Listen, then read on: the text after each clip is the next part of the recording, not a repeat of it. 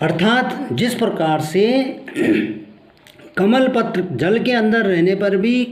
पानी की बूंद से छू तक नहीं पाती है, और तेल से सनी हुई गागर को जल के अंदर डालने से जल की बूंद जो है गागर को छू नहीं पाती है, गागर पर लग कोई स्पर्श भी नहीं कर पाती है। उसी प्रकार से तुम भी कृष्ण के साथ रहने पर भी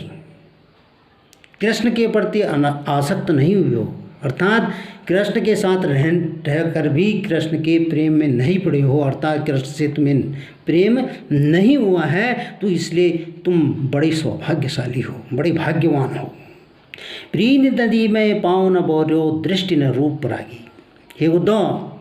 प्रीति नदी अर्थात प्रेम रूपी नदी, प्रेम रूपी नदी में पाँव न बोरो, पाँव मने पाँव, न बोरो, बोरो मने डूबा है, तुम्हारा प्रेम रूपी नदी में पाँव नहीं डूबा है, अर्थात तुम्हें किसी से प्रेम नहीं हुआ है। और दृष्टि न रूप परागी, और दृष्टि यानी कि नज़र, न रूप परागी, रूप पराग मने सौंदर्य में उलझी हुई, सौंदर्य में खोई हुई, और न तुम्हारी दृष्टि किसी के रूप सौंदर्य में खोई हुई है, अर्थात न तुम किसी के प्रेम के प्रति आकर्षित हुए हो और न ही किसी के प्रेम रूप सौंदर्य ने तुम्हें आकर्षित किया है, तो तुम इसलिए बड़े सौभाग्यशाली हो। लेकिन गोपियाँ, सूरदास जी कहते हैं कि गोपियाँ कहती हैं कि सूरदास अबला हम भोरी गुरु चाटी जो पागी।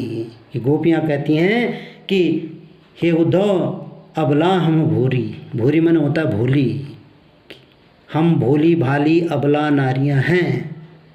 हम भोली भाली अबला नारियां हैं, और गुरु चाटी जो पागी,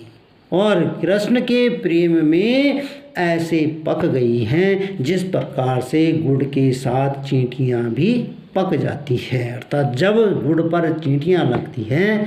तो वे गुड़ को छोड़ना पसंद नहीं करती, बल्कि गुड़ के साथ पक जाना ही पसंद करती हैं। अगर हम गुड़ को जो है पानी के साथ मिलाते हैं, गर्म करते हैं, तो चींटियाँ भी उसी के साथ पक जाती हैं। तो गोपियाँ गुड़ और चींटी का उदाहरण इसीलिए दे रही हैं अपने लिए कि कृष्ण रूपी गुड़ में हम गोपियाँ रूपी जो चींटियाँ हैं वो जो है उसकी मधुरता में उलझी हुई हैं, उससे अनन्य प्रेम करती हैं। और जिस प्रकार से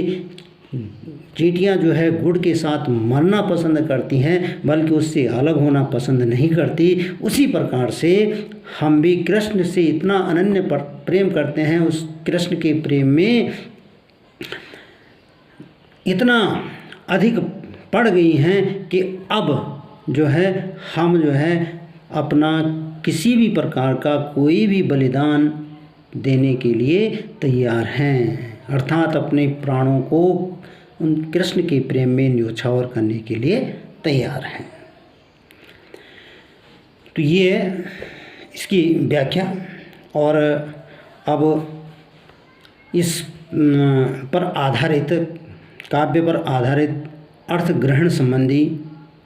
कुछ प्रश्न जो आपके लिए परीक्षा के दृष्टि से उपयोगी हैं वो आपके सामने रखे जाएंगे।